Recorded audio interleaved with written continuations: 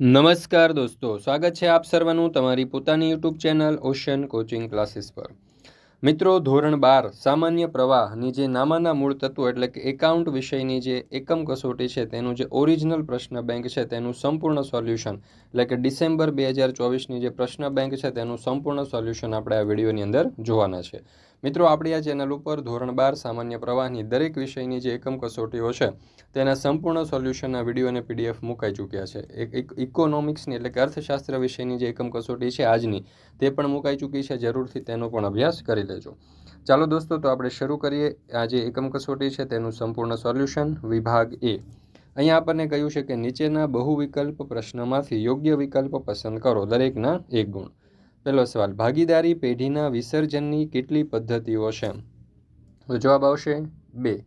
ત્યાર પછી બીજું, પેઢીના વિસર્જન સમયે પાકા સરવૈયામાં નોંધાયેલા દેવાદારો ₹24,500 અને ઘાલખાદ અનામત ₹2500 હોય તો માલ મિલકત નિકાલ ખાતે ઉધાર બાજુએ કઈ રકમ લખશો? તો જવાબ આવશે 24,500। ત્યાર પછી ત્રીજો સવાલ, ભાગીદારી પેઢીમાં વિસર્જન સમયે મિલકતની ઉપજમાંથી સર્વપ્રથમ કઈ ચૂકવણી કરવામાં આવે છે? તો વિસર્જન ખર્ચ એટલે કે એ। ચોથું, વિસર્જનની વિધિને અનુસરવા કેટલા ખાતા ખોલવામાં આવે છે? તો 3। પાંચમો સવાલ, દ્રશ્ય મિલકતની ઉપજની સૂચના ના હોય તો કઈ કિંમત ધ્યાનમાં લેવી? તો જવાબ આવશે ચોપડે કિંમત। છઠ્ઠું, કંપનીઓ બાકી હપ્તાની રકમ શેડ્યુલ 1નો ટેબલ F મુજબ વધુમાં વધુ કેટલા ટકા લેખે વ્યાજ વસૂલ કરી શકે? તો વાર્ષિક 10% લેખે। ત્યાર પછી સાતમો સવાલ, કંપનીને શેરના જાહેર ભરણા માટે કોની સંમતિ લેવી પડે છે? તો જવાબ આવશે સેબી। આઠમું, નીચેનામાંથી કઈ મૂડી કંપનીના પાકા સરવૈયામાં શેર મૂડીના શીર્ષક હેઠળ દર્શાવવામાં આવતી નથી? તો અનામત મૂડી। નવમું, જાહેર કંપનીમાં ઓછામાં ઓછા કેટલા સભ્યો હોવા જોઈએ? તો જવાબ આવશે 7। કંપની તેના શેરની મૂળ કિંમતના વધુમાં વધુ કેટલા ટકા લેખે પ્રીમિયમમાંથી બહાર પાડી શકે છે? તો કોઈ મર્યાદા હોતી નથી। 11મો સવાલ, ડિબેન્ચર ખાલી જગ્યા ટકા વટાવથી બહાર પાડી શકાય છે તો બોર્ડ ઓફ ડિરેક્ટર્સ દ્વારા નક્કી કરેલ દરે। 12મો સવાલ, ડિબેન્ચર પ્રીમિયમથી બહાર પાડતા મળેલ પ્રીમિયમની રકમ ખાલી જગ્યા છે તો મૂડી નફો। 13મું, કંપની મૂડીમાંથી ડિબેન્ચર પરત કરવાનું નક્કી કરે તે પહેલાં કંપનીએ તેણે બહાર પાડેલા ડિબેન્ચરની કુલ દાર્શનિક કિંમતની રકમના ખાલી જગ્યા ડિબેન્ચર પરત અનામત ખાતે લઈ જવા પડશે? તો જવાબ આવશે 25%। 14મો સવાલ, કંપની નફામાંથી ડિબેન્ચરના પરત કરવાનું નક્કી કરે તે પહેલાં કંપનીએ તેણે બહાર પાડેલા ડિબેન્ચરની કુલ દાર્શનિક કિંમતની રકમના ખાલી જગ્યા ટકા ડિબેન્ચર પરત અનામત ખાતે લઈ જવા પડશે? તો 100%। ત્યાર પછી છે 15મો સવાલ, કંપની ધારા 2013 મુજબ કોઈ પણ કંપની કેટલા વર્ષથી વધુ મુદતના ડિબેન્ચર બહાર પાડી શકે નહીં? તો જવાબ આવશે 10। ત્યાર પછી છે વિભાગ બી, નીચેના પ્રશ્નોના માંગ્યા મુજબ જવાબ લખો। એમાં પહેલું, ભાગીદારી પેઢીના વિસર્જન સમયે નીચેની બાકીનો નિકાલ કેવી રીતે કરવો તે અનામત નોંધ દ્વારા જણાવો? તો નફા નુકસાન ખાતું, અનામત ભંડોળ અને પ્રોવિડન્ટ ફંડ। તો ભાગીદારોના મૂડી ખાતા અથવા તો ચાલુ ખાતા ખાતે ઉધાર તે નફા નુકસાન ખાતે જમા, અનામત ભંડોળ ખાતે ઉધાર તે ભાગીદારોના મૂડી અથવા તો ચાલુ ખાતે જમા, પ્રોવિડન્ટ ફંડ ખાતે ઉધાર તે માલ મિલકત નિકાલ ખાતે જમા। બીજું, તફાવત લખો ભાગીદારીનું વિસર્જન અને ભાગીદારી પેઢીનું વિસર્જન। તો અહીંયા તમે જોઈ શકો છો કે તફાવત આપણે દર્શાવેલો છે, ભાગીદારીનું વિસર્જન અને ભાગીદારી પેઢીનું વિસર્જન। ત્યાર પછી ત્રીજો સવાલ, અદાલત કેવા સંજોગોમાં પેઢીનું વિસર્જન કરવા હુકમ કરી શકે છે? તો કોઈ ભાગીદાર અસ્થિર મગજનો થાય, બીજું કોઈ ભાગીદાર પેઢીમાં પોતાની ફરજો બજાવવા માટે અશક્તિમાન બને, ત્રીજું કોઈ ભાગીદાર ધંધાની શરતોનો ઇરાદાપૂર્વક વારંવાર ભંગ કરે, ચોથું નીચેના વિધાનો ખરા છે કે ખોટા તે કારણ સહિત સમજાવો। પહેલું, ભાગીદારી પેઢીના વિસર્જન બાબતે અદાલત હસ્તક્ષેપ કરી શકે નહીં, ખોટું, કારણ કે ભાગીદારી પેઢીના વિસર્જન વખતે અદાલત હસ્તક્ષેપ કરી શકે છે। વિસર્જન સમયે ઘાલખાદ પરત નોંધ કરવાની જરૂર છે? તો જવાબ આવશે સાચું। ત્રીજું, ભાગીદારની પત્નીના સ્ત્રી ધનમાંથી લીધેલ લોન ત્રાહિત પક્ષના દેવા સાથે ન ચૂકવાય, તો ખોટું, કારણ કે ભાગીદારની પત્નીના સ્ત્રીધનમાંથી લીધેલ લોન ત્રાહિત પક્ષના દેવા સાથે ચૂકવાય।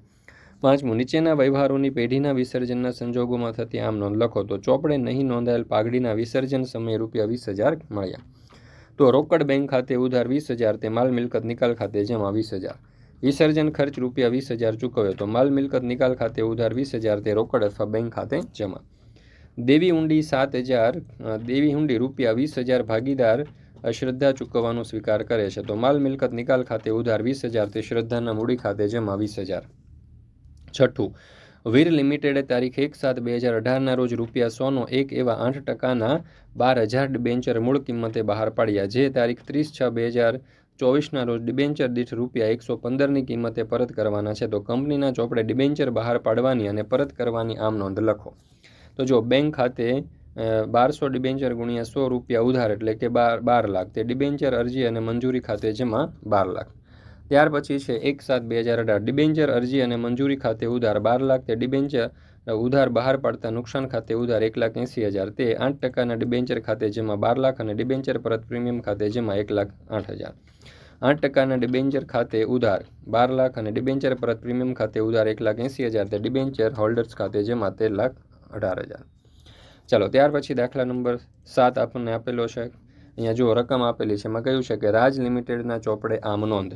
એમાં બેંક ખાતે ઉધાર 800 ડિબેન્ચર ગુણ્યા 2001 ઉધાર એટલે કે 16 લાખ, તે ડિબેન્ચર અરજી અને મંજૂરી ખાતે જમા 16 લાખ. ત્યાર પછી છે 1/4/19, તો ડિબેન્ચર અરજી અને મંજૂરી ખાતે ઉધાર 16 લાખ, તે 7.5%ના ડિબેન્ચર ખાતે જમા 16 લાખ. 1/4/2024, તો 7.5%ના ડિબેન્ચર ખાતે ઉધાર 16 લાખ, તે ડિબેન્ચર હોલ્ડર્સ ખાતે જમા 16 લાખ. ત્યાર પછી 1/4/2024 ડિબેન્ચર હોલ્ડર્સ ખાતે ઉધાર 16 લાખ, તે ઈ શેર મૂડી ખાતે જમા 12,80,000, તે જામીનગીરી પ્રીમિયમ ખાતે જમા 3,20,000. ઇક્વિટી શેરની સંખ્યા 16,12.50 એટલે કે 1,28,000 શેર. તો ઇક્વિટી શેરની કિંમત બરાબર ₹10 મૂળ કિંમત પ્લસ 2.5 પ્રીમિયમ એટલે જવાબ આવશે 12.50. તફાવત લખો શેર અને ડિબેન્ચર. તો શેર અને ડિબેન્ચરનો જે તફાવત છે તે અહીંયા આપણે દર્શાવેલો છે. ત્યાર પછી છે દાખલા નંબર 9, જોડકાની સાચી રીતે જોડો. એમાં જામીનગીરી પ્રીમિયમ તો મિલકત બાજુ અન્ય બિનચાલુ મિલકત, અનામત ખાતું તો ના મથાળા હેઠળ. ત્યાર પછી છે ડિબેન્ચર બહાર પાડતા થયેલ નુકસાન, તો ઇક્વિટી દેવા બાજુ બિનચાલુ જવાબદારીના મથાળા હેઠળ, અને ડિબેન્ચર પરત પ્રીમિયમ ખાતું તો ઇક્વિટી દેવા બાજુ અનામત અને વધારાના મથાળા હેઠળ. એમાં પેલું છે જામીનગીરી પ્રીમિયમ અનામત ખાતું, તો ઇક્વિટી દેવા બાજુ અનામત વધારોના મથાળા હેઠળ. ડિબેન્ચર બહાર પાડતા થયેલ નુકસાન ખાતું, તો મિલકત બાજુ અન્ય બિનચાલુ મિલકતના મથાળા હેઠળ, અને ડિબેન્ચર પરત પ્રીમિયમ ખાતું, તો ઇક્વિટી દેવા બાજુ બિનચાલુ જવાબદારીના મથાળા હેઠળ. ડિબેન્ચર પરત કરવાની રીતો જણાવો. પહેલું, અમુક નિયત તારીખે બધી જ રકમ ચૂકવવી. બીજું, હપ્તેથી ચૂકવણી કરવી. ત્રીજું, ખુલ્લા બજારમાંથી પોતાના ડિબેન્ચર્સ ખરીદીને. અને ચોથું, શેરમાં રૂપાંતર દ્વારા. ત્યાર પછી છે વિભાગ સી, નીચેના પ્રશ્નોના માંગ્યા મુજબ જવાબ આપો. એમાં પહેલું, નીતા મિતા અને સીતા તેમની મૂડીના પ્રમાણમાં નફો નુકસાન વહેંચતા ભાગીદારો છે. તારીખ 31/3/2024ના રોજ તેમની પેઢીનું પાકું સરવૈયું નીચે મુજબ છે. તો જો અહીંયા પાકું સરવૈયું આપેલું છે. મૂડી ખાતા, નીતા 1 લાખ, મિતા 1,50,000, સીતા 1 લાખ. સામાન્ય અનામત 28,000, લેણદારો 60,000, પ્રોવિડન્ટ ફંડ 32,000 એટલે 4,70,000. સામેની બાજુ જોઈએ તો પાઘડી 14,000, જમીન મકાન 2,90,000, ટ્રેડમાર્ક 60,000, સ્ટોક 50,000, દેવાદારો 1 લાખ, દેવાદાર અનામત 6,000 એટલે ટોટલ 34,000 અને બેંક 22,000 એટલે બંને બાજુનું ટોટલ 4,70,000 થઈ જશે. તો ઉપરની તારીખે મિતા નિવૃત્ત થાય છે અને ભાગીદારો એવું નક્કી કર્યું છે. તો નીતા અને સીતાનું નવું નફા નુકસાન પ્રમાણ 1:1 રાખવું. પાઘડીનું મૂલ્ય ₹70,000 રાખવામાં આવ્યું. દેવાદારો પર ઘાલખાદ અનામત 10% સુધી ઘટાડવી અને સ્ટોકની પડતર કિંમત કરતાં 25% વધારે કિંમતે દર્શાવેલ છે, જે પડતર કિંમતથી નોંધવું. ત્યાર પછી ચોથું, પાંચમું, છઠ્ઠું જે છે તે અહીંયા આપણને મુદ્દાઓ આપેલા છે. એના ઉપરથી આપણે પુનઃ મૂલ્યાંકન ખાતું જે છે તે તૈયાર કરવાનું છે. તો જો સ્ટોક ખાતે ઉધાર 10,000, ટ્રેડમાર્કની માંડી વાળેલ ખાતે ઉધાર 10,000, તે પ્રોવિડન્ટ ફંડની જવાબદારી 3,000. જમા બાજુ જોઈએ તો ઘાલખાદ અનામત 2,000, મૂડી ખાતે નીતા મિતા અને સીતા 6,000, 9,000 અને 6,000 એટલે કે 21,000. ત્યાર પછી આપણે બેંક ખાતું જોઈએ તો બાકી આગળ લાવ્યા એટલે 22,000, બાકી આગળ લઈ ગયા એટલે કે 22,000. ત્યાર પછી આપણે જોઈએ ભાગીદારોના મૂડી ખાતા, તો પાઘડી ખાતે 4,000, નીતાના 4,000, મિતાના 6,000, સીતાના 4,000. પુનઃ મૂલ્યાંકન ખાતે નીતા 6,000, મિતા 9,000, સીતા 6,000. મિતાના મૂડી ખાતે નીતા 1,500, મિતા 0, સીતા 1,500. મિતાની લોન ખાતે નીતા 0, મિતા 17,700 અને સીતા છે તે ડેશ. એવી રીતે જમા બાજુ આપણે જોઈએ તો બાકી આગળ લાવ્યા તો એમાં તમે અહીંયા જોઈ શકો છો કે 1 લાખ, 1,50,000 અને અહીંયા પણ આવશે 1 લાખ. એવી રીતે સામાન્ય અનામત ખાતે તો 8,000, 12,000, 8,000. નીતાના મૂડી ખાતે તો નીતા અને સીતામાં નહીં આવે, અહીંયા આવશે 15,000. સીતાના મૂડી ખાતે 15,000, ચાલુ ખાતે 92,000 અને અહીંયા 92,000. તો આ રીતે આપણે લખી શકીએ. ત્યાર પછી તમે જોઈ શકો છો કે પાકું સરવૈયું. તો પાકું સરવૈયું પણ અહીંયા દર્શાવેલું છે, તમે જોઈ શકો છો આ પ્રમાણે પાકું સરવૈયું જે છે તે દર્શાવી શકાય. મિત્રો, આ સમગ્ર સોલ્યુશન જે છે એટલે કે આ એકમ કસોટી જે છે તેના સોલ્યુશનની PDF જો તમારે જોઈતી હોય તો તમને નીચે ડિસ્ક્રિપ્શન બોક્સની અંદર લિંક આપવામાં આવેલી છે, અથવા તો તમે આ જે લિંક આપેલી છે એના ઉપર ક્લિક કરીને, અથવા તો જો વોટ્સઅપ પર તમારે PDF જોઈતી હોય તો નીચે તમને મોબાઈલ નંબર પણ આપવામાં આવેલો છે, નંબર ઉપર તમે સંપર્ક કરી અને વોટ્સઅપ પર પણ તમે PDF મેળવી શકો છો. ત્યાર પછી છે લાભનું પ્રમાણ. તો એમાં જૂનું પ્રમાણ જે છે એ આપણને આપેલું છે અને નવું પ્રમાણ જે છે તે 1:1 થશે. લાભ બરાબર નવો ભાગ માઇનસ જૂનો ભાગ. તો નીતાનો લાભ બરાબર 1/2 માઇનસ 2/7 એટલે કે 7 માઇનસ 4/14 એટલે કે 3/14. ને સીતાનો લાભ બરાબર 1/2 માઇનસ 2/7 એટલે કે 7 માઇનસ 4/14 એટલે કે 3/14. લાભનું પ્રમાણ એમાં જોઈએ તો ધારો કે સ્ટોક પડતર કિંમત ₹100, 25% વધુ એટલે ₹25, ચોપડે કિંમત ₹125. 125ની સ્ટોકની પડતર કિંમત ₹100, તો 50,000 સ્ટોકની પડતર કિંમત કેટલી? એટલે 50,000 ગુણ્યા 100/125 એટલે જવાબ થઈ ગયો 40,000. ત્યાર પછી બીજું, પ્રાંશવ, કિશવ અને રિશવની તેમની 40, 30 અને 30ના પ્રમાણે નફો નુકસાન વહેંચતા ભાગીદારો છે. 31/3/2024ના રોજ તેમની પેઢીનું પાકું સરવૈયું નીચે પ્રમાણે હતું. જોઈ શકો છો અહીંયા પાકું સરવૈયું આપણને આપેલું છે, બરાબર. તો એના ઉપરથી અહીંયા શરતો આપણને, નિવૃત્તિની શરતો આપણને આપવામાં આવેલી છે. એના ઉપરથી આપણે પુનઃ મૂલ્યાંકન ખાતું જે તૈયાર કરવાનું છે. તો એમાં ફર્નિચર ખાતે ઉધાર 500, સ્ટોક ખાતે ઉધાર 500, તે જમીન મકાન ખાતે જમા 500, મૂડી ખાતેમાં જોઈએ તો પ્રાશવ ખાતે 120, કિશવ ખાતે 90 અને રિશવ ખાતે 90 એટલે કે ₹300 એટલે કે 800 થયા. ભાગીદારોના મૂડી ખાતા જે છે તો એ પણ આપણને આપવામાં આવેલા છે. અહીંયા જોઈ શકો છો આ પ્રમાણે તમે ભાગીદારોના મૂડી ખાતા બનાવી શકો છો. વિડીયો સ્ટોપ કરીને, પોઝ કરીને અથવા તો સોલ્યુશનની PDF તમે મેળવી શકો છો. PDF મેળવવાની લિંક નીચે ડિસ્ક્રિપ્શનમાં આપેલી છે અને ફોન નંબર પણ આપેલો છે, એના ઉપર કોલ કરી અને વધારે માહિતી મેળવી શકો છો. વોટ્સઅપ પર પણ તમે PDF મેળવી શકો છો.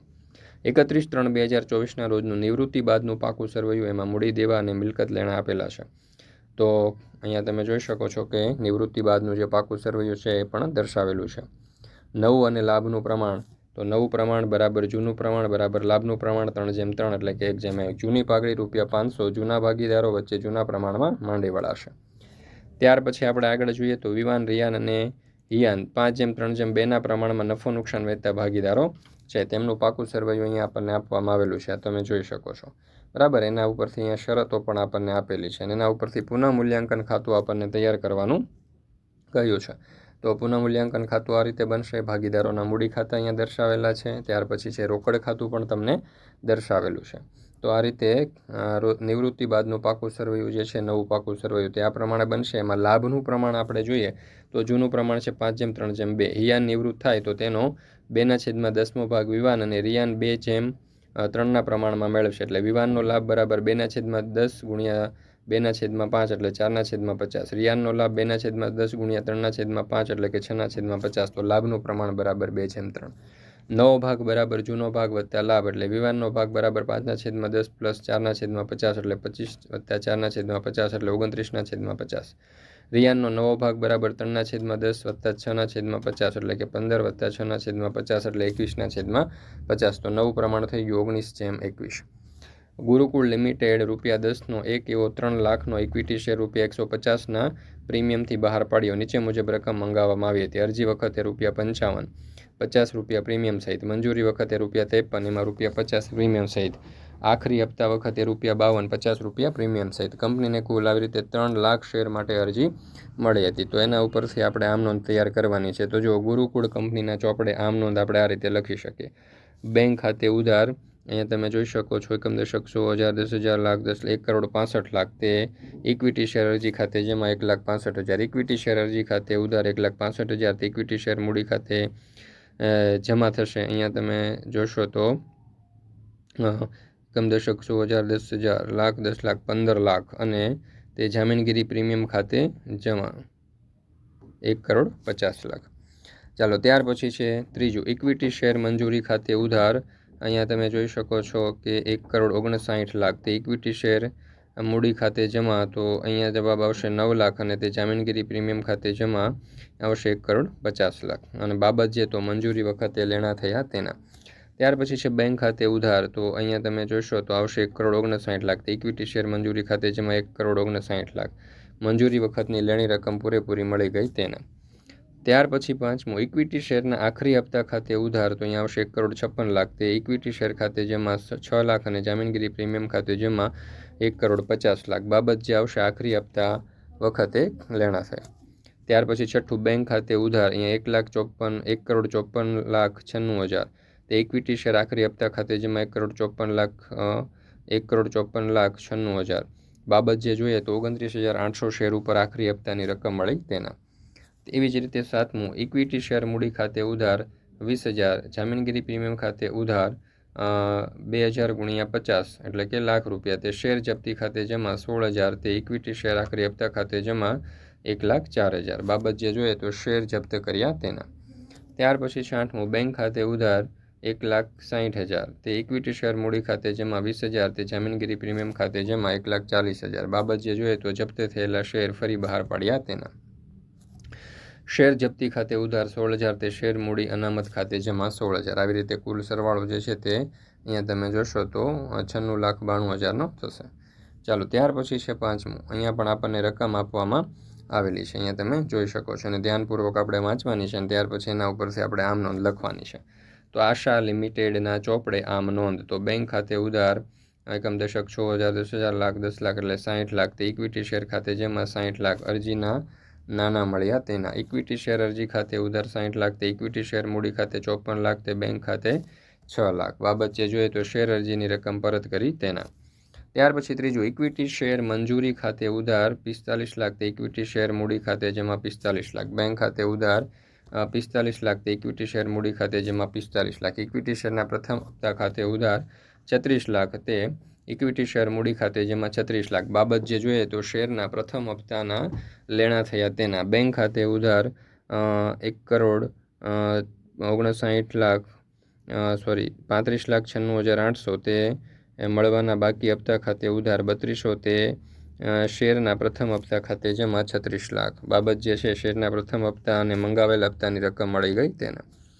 એ રીતે 7, 8, 9 તમે જોઈ શકો છો કે આપણે અહીંયા દર્શાવેલા છે. ત્યાર પછી છઠ્ઠો દાખલો આપણને આપેલો છે, તો એની પણ અહીંયા શરતો જે છે આપણને આપેલી છે. એવી રીતે કંપનીના ચોપડે આપણે આમ નોંધ દર્શાવવાની છે. તો અહીંયા જોઈ શકો છો તમે કંપનીના ચોપડે આપણે આમ નોંધ દર્શાવી છે. સમગ્ર સોલ્યુશનને તમે સ્ટોપ કરીને પોઝ કરીને પણ આ પીડીએફનો વિડીયોનો તમે અભ્યાસ કરી શકો છો અથવા તો સમગ્ર સોલ્યુશનની તમે પીડીએફ પણ મેળવી શકો છો. પીડીએફ મેળવવા માટેની લિંક તમને નીચે ડિસ્ક્રિપ્શન બોક્સની અંદર મળી જશે. જરૂરથી તેનો અભ્યાસ કરી લેજો. સાથે સાથે મિત્રો આપણે આઈએમપી બેચની અંદર પણ જોડાઈ જજો, જેથી કરીને આવનારા તમામ વિડીયો અને પીડીએફની લિંક તમને વોટ્સએપ પર પ્રાપ્ત થતી રહે. વિડીયો પસંદ આવ્યો હોય તો લાઇક કરવાનું, તમારા મિત્રો સાથે શેર કરવાનું અને સરસ મજાની કોમેન્ટ આપવાનું ભૂલશો નહીં.